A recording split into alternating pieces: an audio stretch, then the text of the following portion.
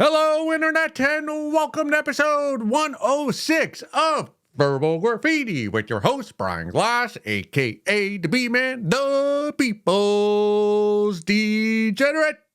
Plug in your Hitachi wand and let's have ourselves a freaky episode. That's where we're going. This episode of Verbal Graffiti, 106, as always, the B-Man being redundant. Have any of you ever actually seen a Hitachi wand in use other than on the internet or someone else on the other side of the screen using it? Because I have not. There was one time when a babe broke up with me. We weren't really together. We were occasionally hooking up, fucking throughout the course of a few years. When I say the course of a few years, I mean once or twice per year. She put the kibosh on the B-Man, said, "I want no more part of you." And then I bought her a Hitachi wand because she had never masturbated, and she threw it out. So that was a waste of nearly $100. If none of you know what the Hitachi wand is, and I do like saying that word, Hitachi wand, I will put a photo of it right here. It kind of looks like the Hitachi wand. For those who are unfamiliar with it, it does resemble a Little League baseball bat with a bit of a nub at the end. If you did not know what it was, you could mistake it for a regular back massage, leg massage thing, because I think that's actually what it was meant for. But some of you freaky fucks with those cooters between your legs figured, oh, you can just put it on that. Similar to how some babes put peanut butter and have their dogs lick it off. All right. Where the hell are we going with episode 106? I don't know. I don't know. Hitachi. Oh, no. Okay, B-Man. Enough with the Hitachi wand. You've never seen one. You've never used one on anybody. So stop talking about something you know nothing about. Okay. Let me talk about something else I know nothing about. I was doing stand-up last night. That's how I start many of these sentences on Verbal Graffiti. I was doing stand-up, and there was a babe who went up before me, a few comics before me, and she was talking. She might have been the freakiest of all freaks. Of all the freaks in the world, this babe may be the freakiest. She was dressed conservatively, which most of the freaks are. I noticed that any babe who wears a turtleneck usually ends up being the freakiest of all the freaks. I don't know if they're trying to throw the scent off, but that's what they do. Those freaks are freaks. But she was talking on stage. And what do they call those? Those clothing clips, clothes pins. Again, I'll put a photo here. I haven't seen one of these since my mom used to use them as a child with our clothing. Once again, if you don't know, I'm the youngest of five, so my mom, when we were younger, would do a lot of laundry. Yes, are we doing gender stereotypes here? Yes, we are, Verbal Graffiti, because the B-Man, I am a misogynist. But again, that is for another segment. But anyway, those clothespins, those ones that are they're made out of that light, thin, light brown wood with the little metal in between, and you use those clips to hang clothing to dry on the line outside in the backyard if you're one of those old school dryers and you want to save the environment. Anyway, so that's the thing the babe on stage was talking about. She was talking or pontificating or bragging, I should say, about. All right, this is her kink. She likes to put these clothing clips on her man's penis, on his wiener. And she was talking about how she broke her own personal record. The night before, she had put 127 of these clothing clips on her man's penis. And then, right away, when I heard that, I thought there's no way this could be real, and which is often the case with comics. They'll embellish. That's kind of what we do as comics. We embellish for the sake of the laugh. That tends to be okay. Nobody gets upset when a comic embellishes as long as you get a laugh. But I was laughing. I wasn't really laughing. It was one of those statements that piqued my interest because right away when she had said that, I was thinking clothing clips 127. My immediate thought was, well, how big, How girthy is your man's wiener to be able to have enough surface on the penis to clip 127 of those close clips on his wiener? And and then my second thought was, well, doesn't that hurt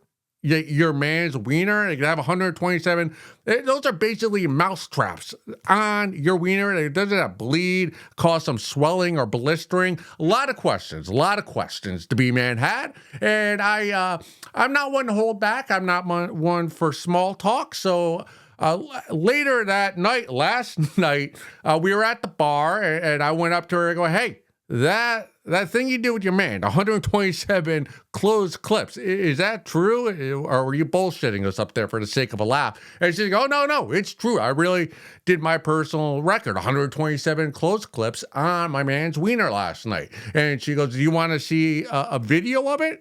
And I thought, and I was like, yeah, absolutely. The B-Man would like to see a photo of this. And it kind of hit me in that moment that I am immune from seeing penis. I've seen so much penis because of all the smut I watch over the years that seeing a dick pic or a video of a penis, it does nothing for me. It doesn't ick me out.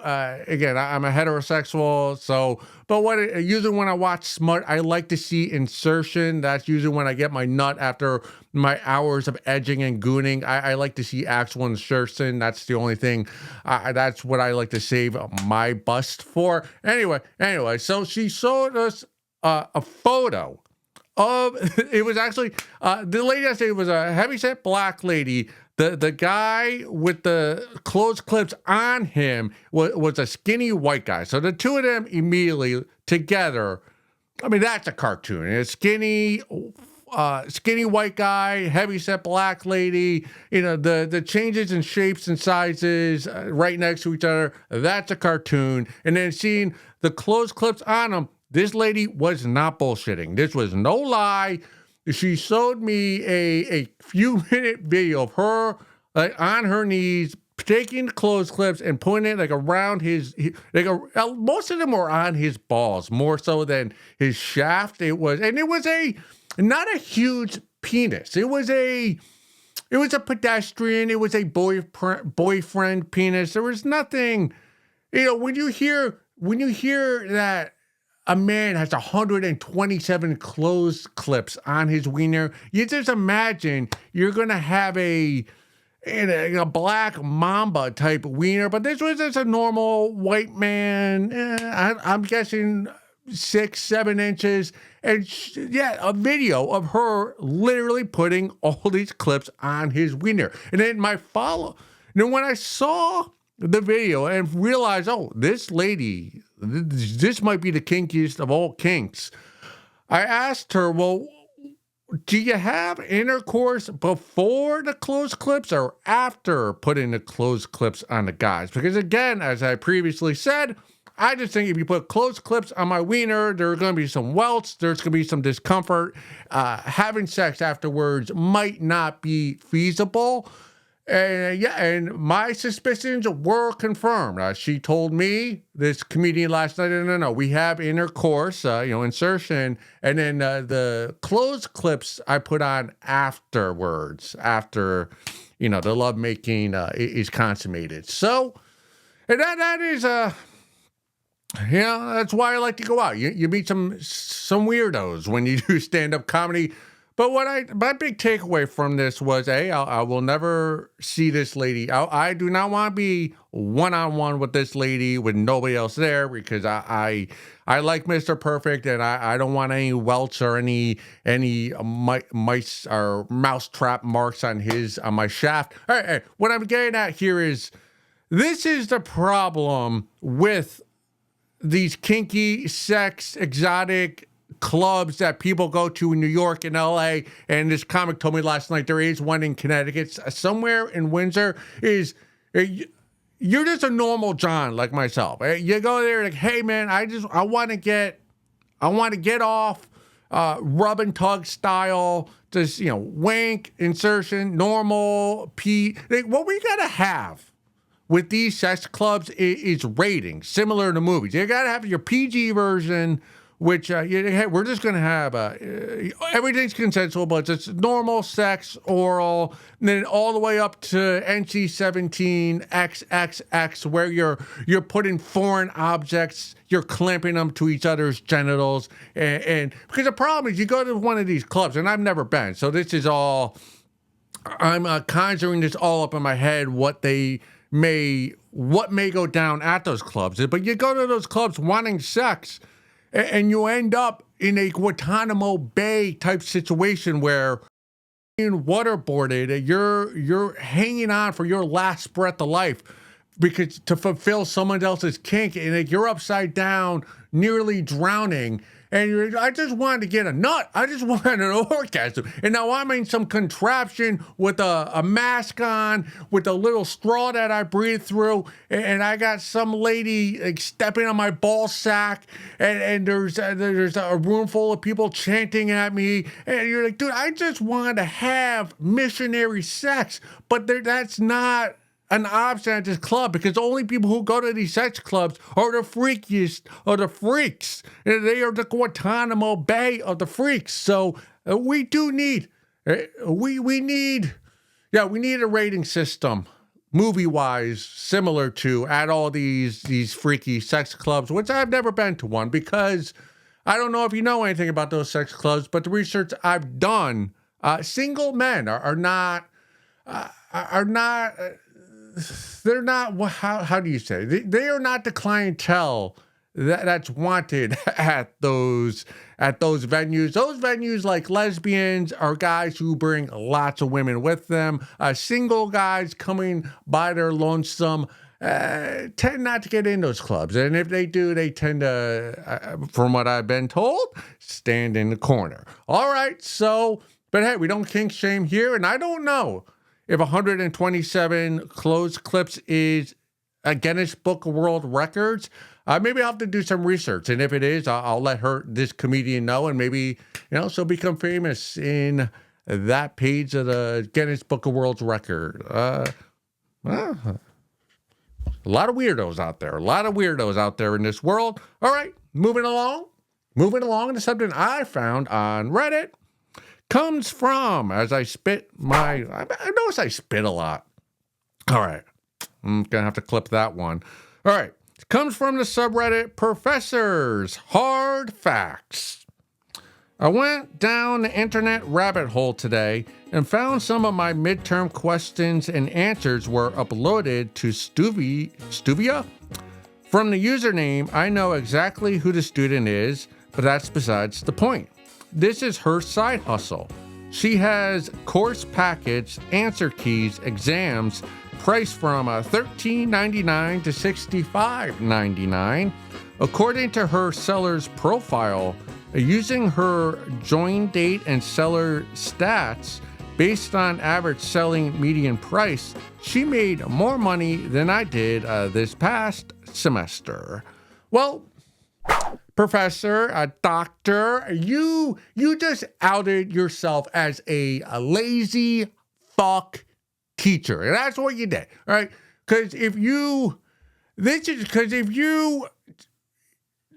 let me get my thoughts together, all right? I'm still thinking about the 127 close clips. All right, focus, B-Man. Focus on this professor who is a lazy fuck. See, what you did here is you outed yourself because you obviously do not change your midterm and the answer key every semester. Because if you did, like a teacher who cares about his profession and his students, you wouldn't have former students who would be able to sell the exams and the answers. Because that proves that you're lazy, because you give the same exact exam every semester. Students obviously talk. So that's why this student is able to make money off of you because of your laziness. You are the stereotypical teacher who we all know, right? We have the professor, we all seen movies, midterm, you pull out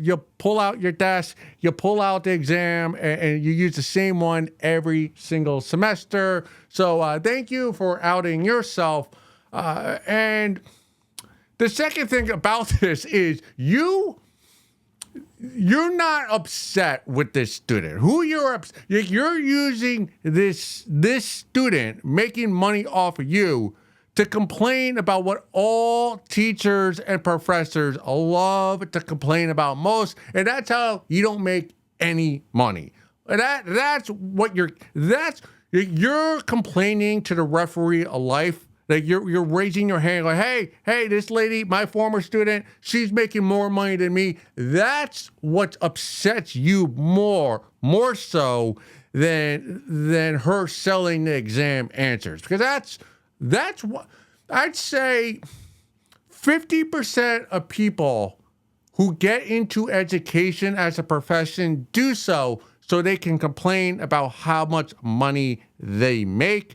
And while you're going to church to get a free loaf of bread because you can't afford groceries because you're a professor, it's funny because, teachers love to bitch and moan about how they don't make as much money as all their peers do. But almost every teacher I know owns an SUV and has a mortgage. So how do you put those two together? How can you bitch about how making no money, but then you live in a 3-bedroom house, have an SUV or a pickup truck, and you're able to go on a vacation every summer, and you can go to Disney World every April vacation? You can't complain about how much money you make when you drive an SUV. All right, enough with the money. Sometimes your definition of something and the B-man's definition of something can be completely polar opposite. Because when you, as a professor, say, hey, I did a deep dive on the internet, immediately the B-man, my thought goes to Frazzle Drip and the Red Shoe Club. If you know, you know. If you don't, just Google those words. Actually, those we're going all over the place this episode. There are certain terms you put in Google and nothing comes up. That's how you know it's a real internet deep dive. When you have to go to other search engines to find out information on certain topics or conspiracy theories. And again, Frazzle Drip, a Red Shoe Club. Those are two. You're not going to find much information on Google. So go to Yandex or what's... I don't know, all those other search engines. Go to those. But back to you being the professor. Apparently, this is your deep dive.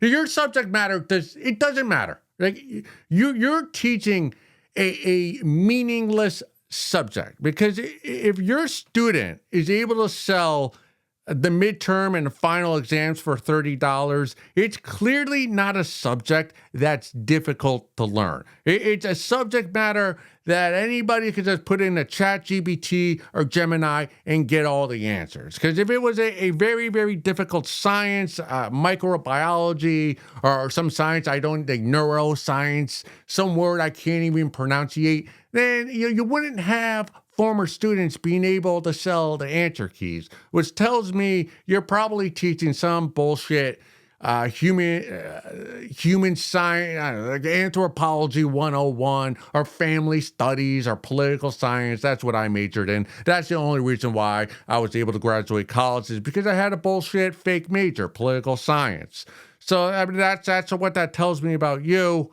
If you're really you should be thankful that you have a former student who is using her brain and ingenuity to make money off of you, because you would be, if this makes you upset, this former student selling the midterm answers to the students you have now, just imagine if you went on the internet and looked at OnlyFans, because that might make you suicidal, seeing how many former students of yours, female former students, babes former students of yours, who are able to afford a beachfront property because for $10.99 a month, they show the Johns how many ice cubes they could fit inside their cooter, their slit, their vagina, their fur burger. You'd be shocked at how much money your former students are making on that site. So be thankful that you have a former student who's actually using her brain and not her TNA to make a profit. Uh, this is why part of the reason why I left the teaching profession, the main reason was because nobody wanted me. Anyone who was in a position to hire a teacher or refused to hire me. And there was also a little percentage of me wanted to get out of teaching because I did realize that almost all the students I had would end up making more money than I do as a teacher. And there's some bitterness, spitefulness that I have with that fact that would always prevent me from finding true happiness. So I had to get out of that genre of work. So as a professor who makes dog shit salary, and you should be thankful for the amount of money you make because it's all because of federal grants, overpriced tuition, and this bullshit grants that, I don't know, your university gets. But yeah, you're making money. All your students, I mean, that's as a professor, isn't that kind of what you expect? That you're going to have former students that make more than you do as a professor, teacher, or whatever bullshit community college you're working at.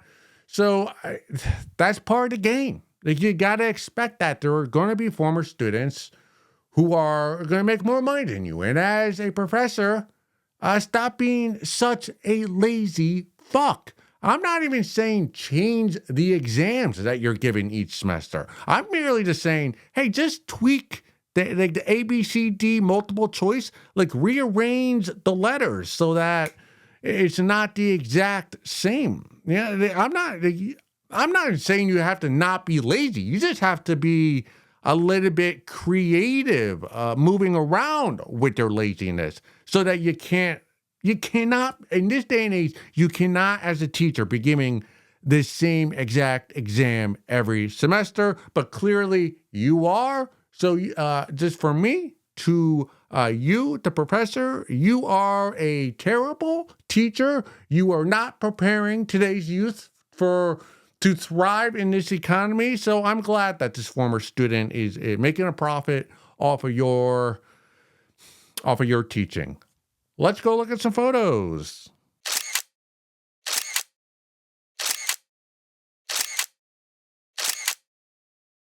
Remember to share an episode or a segment of Verbal Graffiti with your favorite Playmate of the Year. I guess since it's 2025, maybe you should share Verbal Graffiti with your favorite Instagram model. Because who collects Playboys anymore? The B-Man, I do not collect Playboys, but I do collect Playboy cover baseball cards. This is a trading card from the June 1960 cover of Playboy. I have, I don't know, 10 or 20 of these. They're fun. You know, the thing I enjoy about these is not the smuttiness.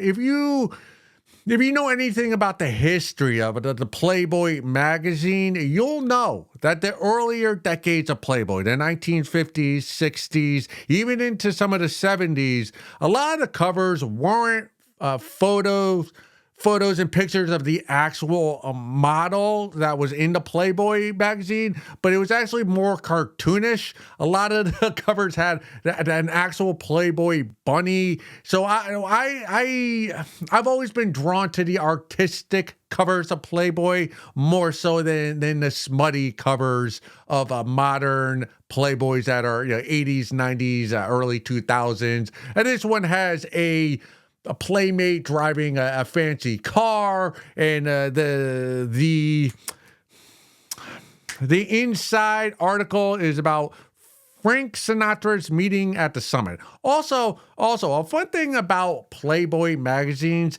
is they do chronologically show the history of pop culture in America, hence Frank Sinatra. You'll notice if you look at a lot of the covers of Playboy, you'll see a lot of pop stars that are and musicians and actors and athletes on the cover. the articles. They'll have like the model and then what's inside, and what's inside they'll list, Frank Sinatra. So you know what I do with these? B-Man, what do you do with all these Playboy cards of yours? What I do is I place them around my work laptop because I work from home. So I'm alone in my bedroom with my laptop, and having all these playmates around me, seeing actual faces, it does put me in a more spirited mood. I wonder what my employer would think of that if they actually knew about this. Moving along, I spend most of my evenings after stand-up doom scrolling through X because no babes want to sleep with me. And I've noticed there are a lot of protesting going on now in the U.S. over illegal immigration. Illegal immigrations and how many people and who should be deported, that's all above my pay grade, which is $20 per hour. But I noticed, were they in California? There was one of these protests where a lot of the protesters were holding up the Mexican flag, a lovely flag. I enjoy the contents of that flag. It's very colorful, but it did strike me that the flag is very primitive. And it is surprising to the B-Man that humans have not moved past using a flag as a thing to identify who they are or who their group of people are. We've been using flags to identify our nations or our tribe for thousands of years. Flags are very... they were using flags in the Middle Ages. You think with all the technology that we would move past a rectangle piece of fabric with some lines and stars and symbols on it, that we'd have some type of holograph. I don't want to say NFT, but there'd be some type of drone or we'd carry something other than just a pole with a little flag in the wind. Come on, humanity, let's move past just a stupid little piece of fabric that's just a glorified quilt, right? So when I saw all those Mexicans holding up their flags, and this is humans in general. I just saw Mexican flags. That's why I'm pointing out the Mexicans. It's like, hey, why is that? Why do we need a flag to identify our land and this group of people? There's something very tribal about that, and we, as humanity grows and as we evolve, we should evolve past using flags. All right, moving into something more lighthearted. This one comes from the subreddit. Guy cry, mad-betrayed. I, a 55 male, 2 nights in a row have been passed out drunk. Good for you. I know it's stress-related. Wife, 49 female, nice. I received a call from her mother. Apparently, one of our kids is telling the in-laws stuff, not knowing the full story. They want my wife to leave me. Apparently now I'm to blame for my wife's drinking problems. I take blame for my mistakes, so I'm at a point where I don't care what happens. Well, first of all, I want to thank my parents for not being drunks. And now this is... All right, I'm going to have to do the Rubik's Cube for this one to try to defend your actions. First of all, I love the fact there's something that warms my black heart, that you readily admit that you've been blackout drunk the past 2 nights, the past 48 hours due to your stress, and you have the audacity to point out your wife's drinking problems. A tip of my penis to you for that temerity to do that. Now, you should be furious with your kids for trying to rat you out.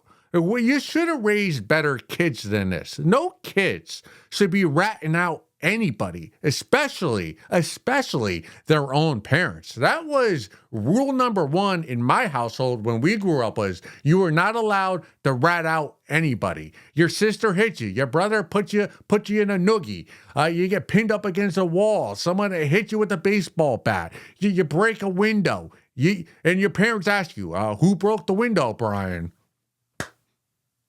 And then they'd be upset with me in the moment, but afterwards, my dad would come up to me and go, hey, I'm happy you didn't rat out your brother, Kevin. So they're like, that's where you're a terrible parent. It's not being blackout for 48 hours. It's not teaching your kids the morals when they were at an age where you could have instilled those morals into them. Now, I am apt to believe you and your argument that your wife is a drunk more so than you, because it takes an alcoholic to know an alcoholic. And if you're drinking 2 nights in a row, as you refer to it as a bender, so 2 nights in a row bender, like, you're an alcoholic. So you know an alcoholic when you see one, and clearly your wife is an alcoholic if you're calling her one. So, I don't think the grandparents are in a position where they should be taking the kids away from you, because I'm apt to believe you when you said that your wife is more of a drunk than you are, and her liver is way more pickled than your liver. So your kids are probably better off and safer with you than they are your whore of a wife. And all right, let me do a little pro bono work too. And this comes from the B-Man. I'll do pro bono. Do know that I took 1 law class in college. I got a C in it. So I do feel like I am qualified to be your unpaid lawyer. How much damage can you really do to your children if you're blackout drunk? Now, if you're blackout drunk, that means you're unconscious, you can't raise your hand. So how can you really hurt your children if you're not able to consciously lift your arm? There's no physical harm that you can do to your children. So I'll make the argument as your lawyer that being blackout drunk, passed out drunk, is the safest state of mind you can be in for your lovely 2 children. All right. I know that's a stretch. It's a stretch, but again, I'm working pro bono. If you paid me, maybe I'd come up with a better argument. And this is, I blame your grandparents too, because I'm looking at your age. You're 55. Your whore of a wife is 49. Nice. That's a 6-year age gap. We like age gap relationships here at Verbal Graffiti. So you snagged one 6 years younger than yourself, probably able to do so because he's a drunk whore. Anyways, all right, back to your story, back to your situation. So I'm guesstimating that your children are past puberty, are currently in puberty at this moment. So I think if your their grandparents, your wife's parents, if they were really concerned about the grandkids, where the fuck had they been the last decade? It's clearly you and your wife did not start drinking in your mid-40s, mid-50s. You've been drinking since those kids were born. And now the grandparents, when the kids are early teenagers, now they want to call DCF on you and have the kids taken from you. I'm calling foul there. Those are terrible grandparents, much more terrible grandparents than you are a drunk father. Yeah, you're a deadbeat father. You're drunk, and maybe you're not there for all the events, but neither is that whore of a wife of yours. She's more of a drunk than you are. There's a reason why she's not able to go to all the dance recitals. It's because she had her 3rd Long Island iced tea at the local bar happy hour, and that's why she missed the recital once again, because she can't drive. And Right. Who the fuck are these grandparents to be pointing out you and saying, oh, you're a drunk. Those kids it's unsafe to be with you. It's like, grandparents, look in the mirror. Your daughter is a lush. You're calling me a drunk? Look at your daughter. Look how you raised her. Maybe it's her fault, not mine. It's actually your fault, the grandparents, for teaching your daughter to be a lush and a whore of a wife. So it's all them. They are way out of pocket, wanting to take your children away from you. What I would do as the father, I would tell the grandparents face to face. I would not do this over the phone or via text. I'd meet them on their doorstep of their house that you probably helped pay for. And I go, listen, you try to take my kids away from me again, and I'm moving to a different state with the kids. Because I'm not going to be quiet about this incident. Like, I cannot be at Thanksgiving dinner with the grandparents knowing that the grandparents and my wife, their daughter, wants to excommunicate me from the family. No. The B-man and you should stand up and go, no, this is not happening, all right? Your daughter, my wife, she's as much of a drunk, if not more than me, and a family that drinks together stays together. Fuck those families that wake up early on Saturday and go for a hike or a bike ride. The families that stay together are the families that spend their Saturdays spiking their White Claws with tequila and drinking together until they find each other attractive once again and fuck while the kids are out doing whatever the fuck it is they're doing on Saturday, probably playing games on their phone and all that bullshit. But that's it. I mean, there's a reason why you're 55 and your whore, slut, wife, lush of a wife, 49, have stayed together so long. It's because the two of you drink together. All right? If the two didn't drink together, you probably would have divorced years ago, and you never would have been able to see the kids. And as for the kids, what about the kids? What about their life? Well, the one thing I know about, or I've heard about, kids who hate their father end up being the titans of Silicon Valley and or being very, very successful professionally. So you're being the best dad you can be. You're a absentee father who is a drunk. You pass out. Your kids probably hate you, but they're going to use that anger they have towards you to form their own way in life and become successful in Silicon Valley, in Wall Street. They're going to make hundreds of thousands of dollars because of your shitty parenting. So they get both success financially, career-wise, and also they'll have stories they can tell for a lifetime about how daddy passed out, hit his head on the table, and bled into our carpet twice this week. So I think you're doing a great job parenting. You're doing a great job in your marriage life because of both of you drink together. Your wife, she's a whore. She's a lush. She is the one who should have her parenting skills questioned by the grandparents. And the grandparents, they need to go fuck themselves because where have they been the last decade? Oh, I'm sorry. Now you're paying attention and you care about the grandkids? Nah. Your daughter's a whore. Your daughter's a lush. You're the worst parent out of the four of us. So, to you, keep drinking, keep getting blackout drunk. Your kids will be all right. All right, let's continue reading A Salesman's Wife by John Lawrence. We are really moving along in this book. We are about midway through page 81. We will read 2 pages together aloud as I stumble over a bunch of words. Carlsberg lewdly savored the tingling sensations made by her teeth as they lightly grazed against the sensitive underside of his swollen tool. The lust rose in him like a column of fire.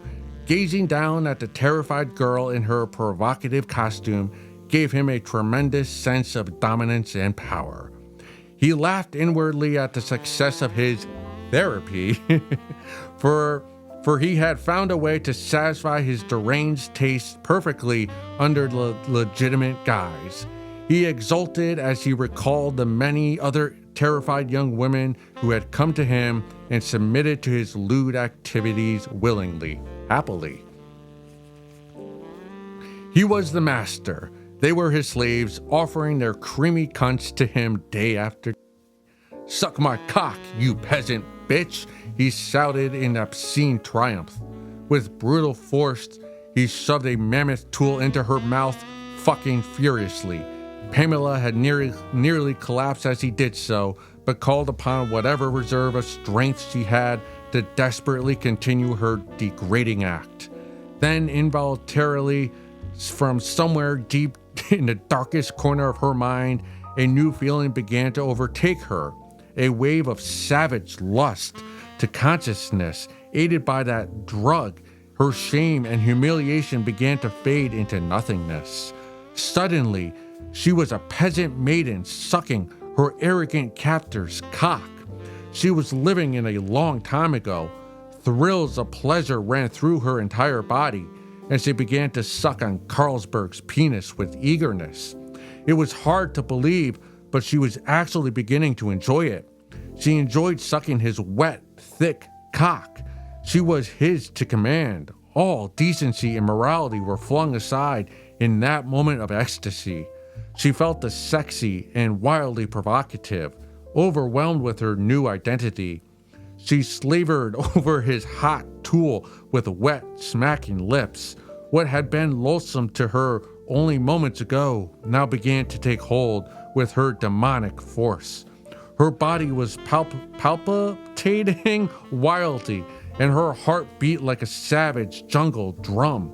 She was no longer Pamela Burns, a meek, demure housewife. She was the willing slave of her captor. It was wonderful. She moaned as she licked and sucked furiously. Carlsberg smugly noted the change in her attitude, and he lustily shoved his hips back and forth, faster and faster, his body trembling with lewd passion. Pamela sucked greedily on his pulsing tool, then slid her mouth down over his hugely throbbing balls, while her hands continued to massage his cock. The hairy, round sacs filled her mouth with hot, pulsing flesh, and her lips worked hungrily over every inch of them. She was so lost in the burning pleasure of it now that she couldn't get enough. This was extraordinary, more thrilling than anything she had ever imagined. With a deep groan, she abandoned herself totally to the obscene act. Go suck a fat one.